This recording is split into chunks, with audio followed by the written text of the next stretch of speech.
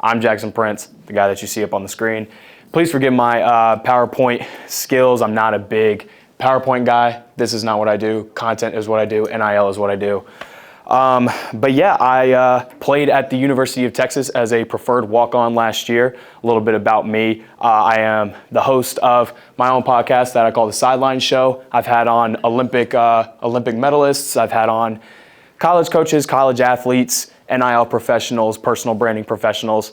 And I've done, I think, about 20 episodes since New Year's.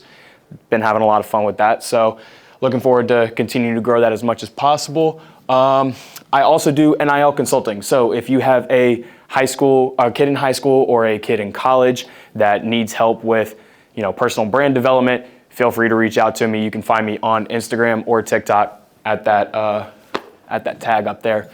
So real quick, I'm just going to be covering the power of personal branding, how you can create a personal brand that leads you to your next life-changing opportunity.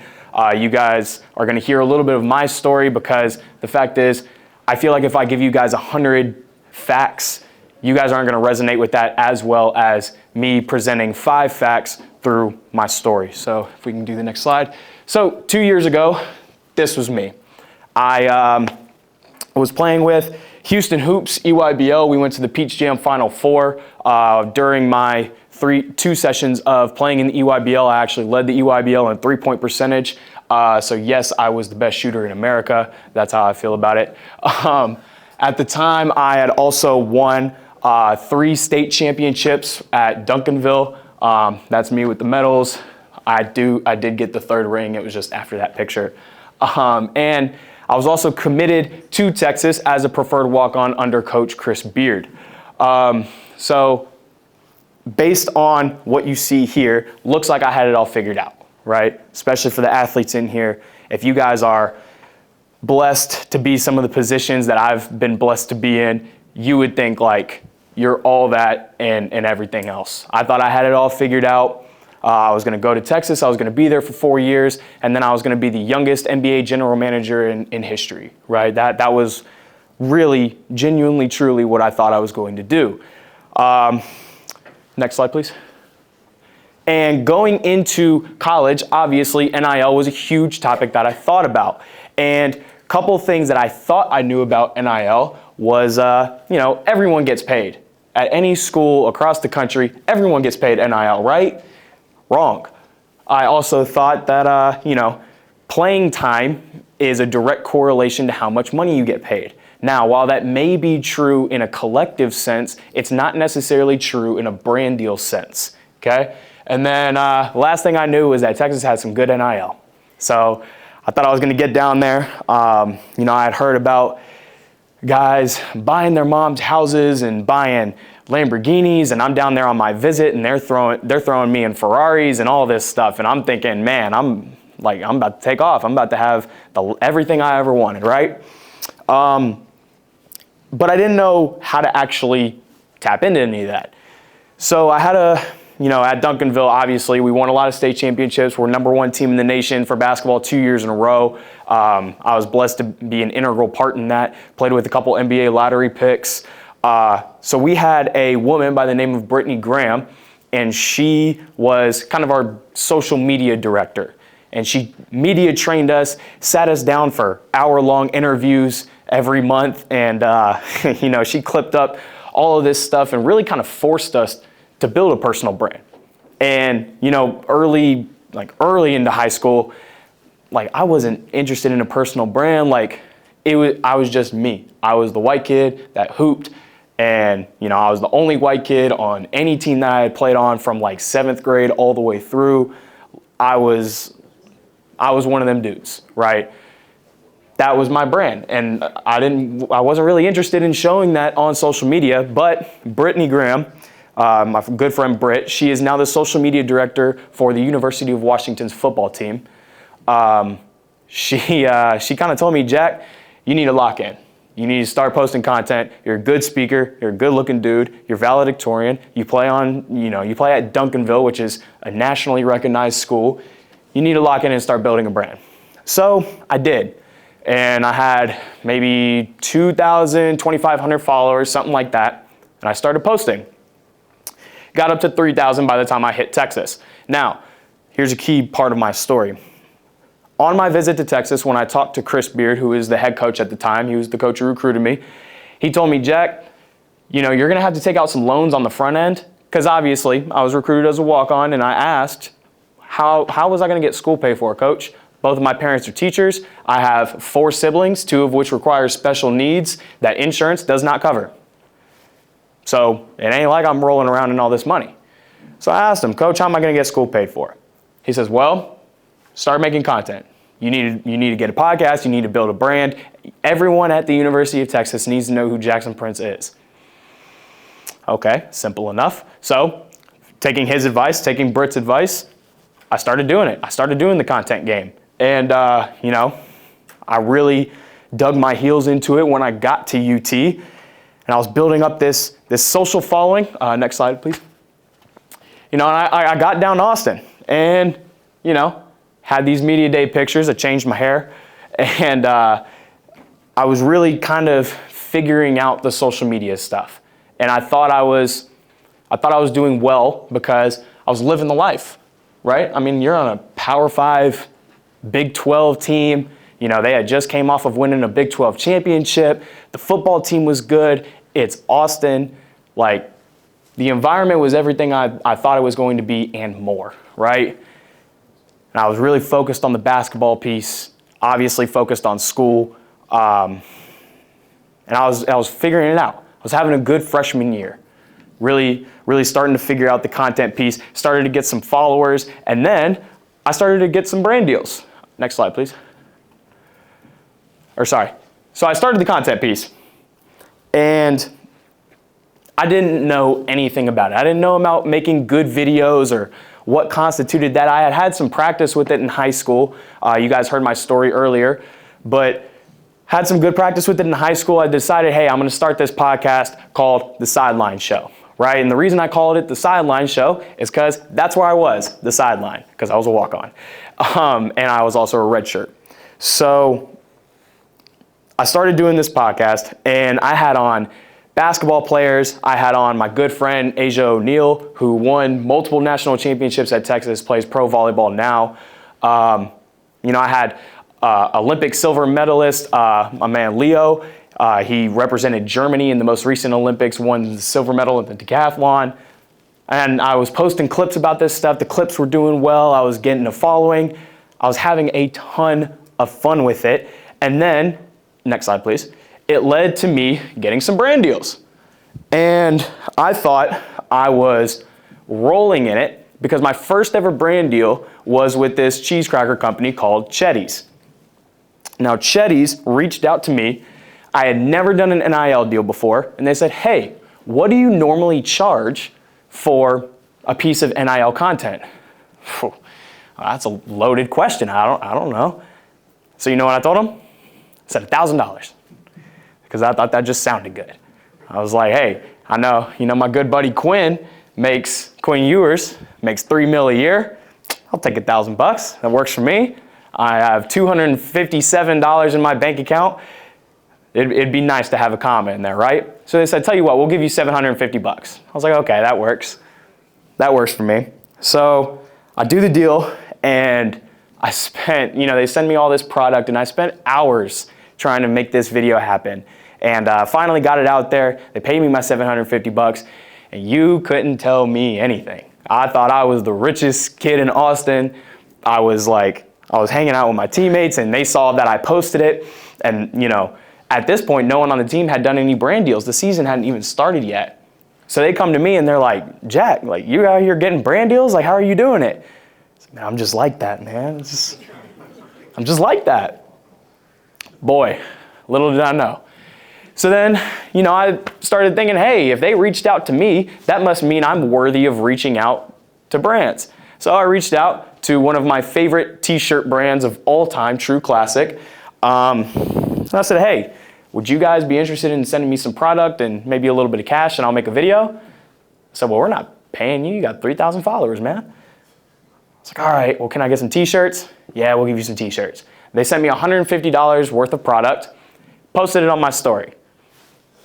Got 200 views on my story. Nothing, right? But got some free product for a story post. Cool, I'll take it. In the Crew 512, really, really cool hat company based out of Austin. They sent me a couple hats and they were like, hey, just, on a game day, walk down with your hat on, take some photos, post it. We'll give you $250 and 2 free hats. Perfect. So at this point, I'd made $1,000 in NIL. I was like, man, coming from a family with, 2 teachers, and it was like ramen and rice, you know what I mean? Like, shoot, $1,000, man, I'm killing it. Next slide, please. Then I started to get some bigger brand deals. Now, these came simply because I sent 50 to 100 DMs or emails a week in cold emails, cold DMs. This is what I was doing. 50 to 100 emails and DMs a week to multiple points of contact within the same companies. I also joined NIL brand platforms like Opendorse, like Mogul, Open Sponsorship, Influencer. Okay? I joined these platforms and I was like, hey, I'm starting to get some followers, I'm ramping up, right? I think in a 3-month period, I went from 3,000 followers to 17,000 followers. The day we lost to Texas Tech in the conference opener, I got my blue check, so it evened out the day. Now I'm at, at this point, when I had gotten,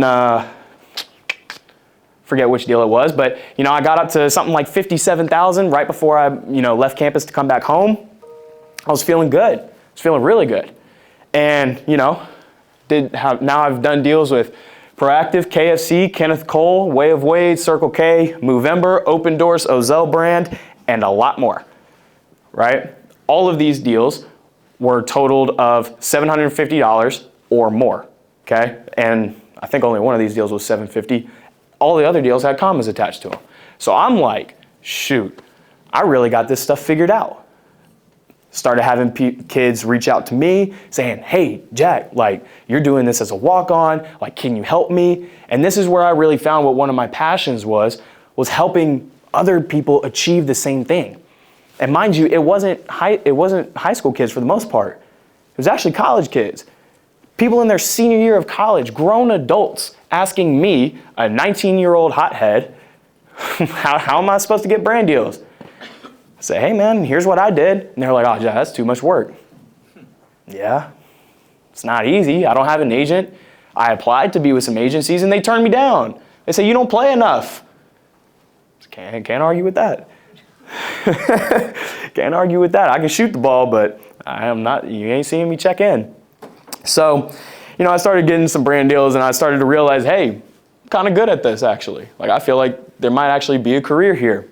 Next slide, please. Then it all changed. Our season came to a close in the second round of the NCAA tournament. We lost to Tennessee. Coach Rick Barnes and Dalton Connect, they got the best of us. And, the part of the story that I didn't tell you was that I was having problems on the basketball side the entire year. Had nothing to do with my performance, had nothing to do with my behavior. It was simply because I made the decision to play for a different coach than the one that recruited me. This is a problem that a lot of high school athletes are going to end up going through. And I had seen friends of mine make this same decision before and it worked out fine for them. And the new coach was actually Chris Beard's assistant. So I was like, all right, cool. It'll all be fine, right? End of the year, and during the year I was ostracized a little bit. You can find more of that on my social media stuff. That's not what I'm here to talk about.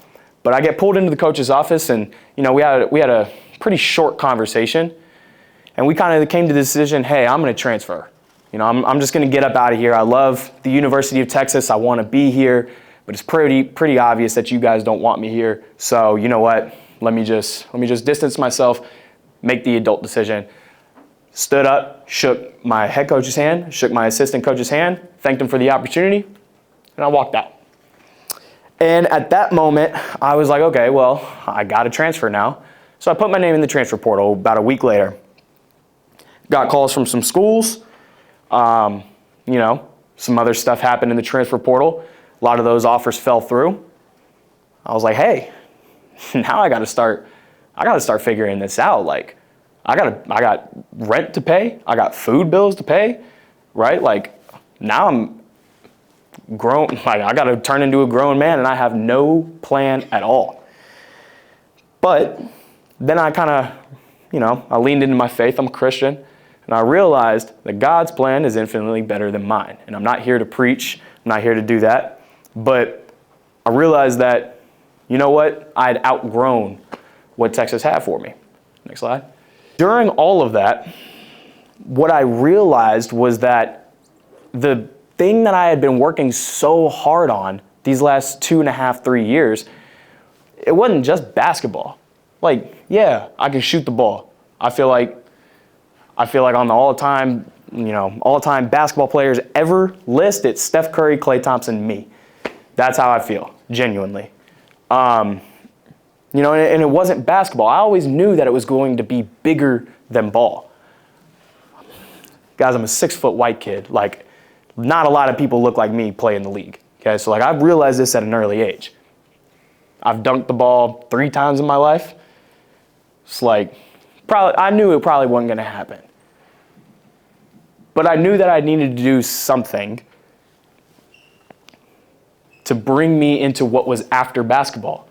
And I thought that was my education, right? I thought that was, I'm going to get a degree from Texas and, it's going to be great. I'm going to be a sports man. I got the sports management degree. I'm going to do some MBA internships and all this stuff.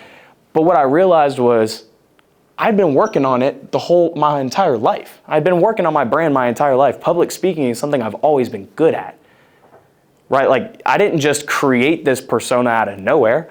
I had to work on it. And I spent years and years and years working on it. And now, since I had decided to enter the transfer portal, I got to go to AthleteCon, which is an event thrown by athletes.org. Incredible event.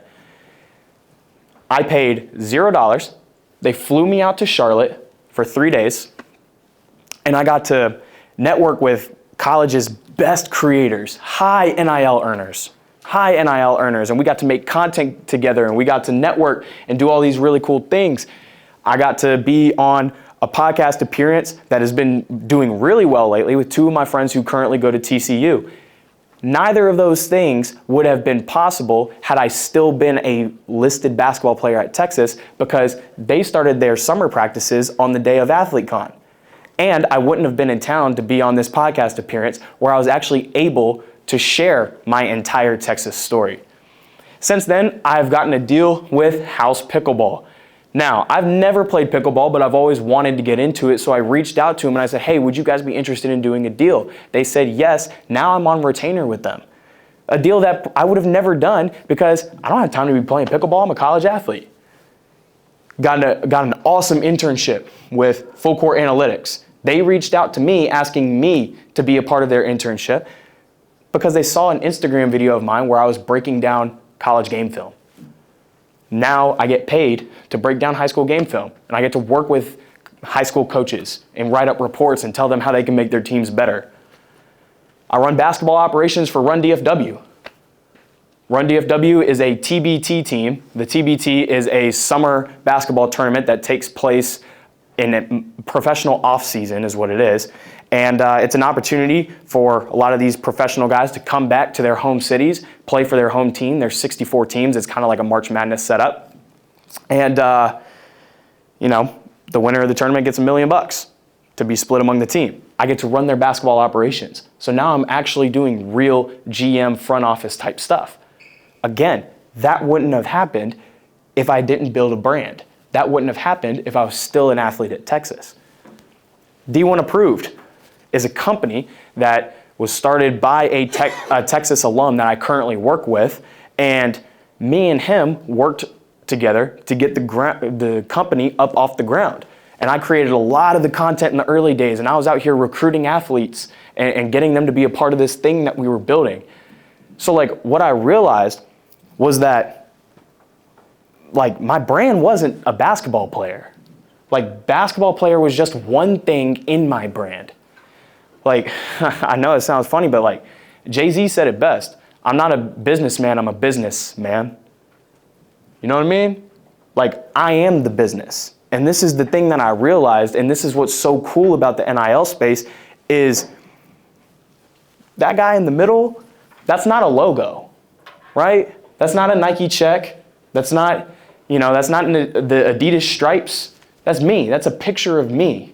But now, because of the work that I've been able to put in and the positions that I've been so blessed to be in, I'm able to monetize that, and I'm able to turn it into something that's going to follow me for the rest of my life. So for the athletes here, I just want to encourage you, man, post the video. You know what I'm saying? If you guys, you guys got kids that are athletes, encourage them to post, encourage them to reach out to people and be who they were meant to be.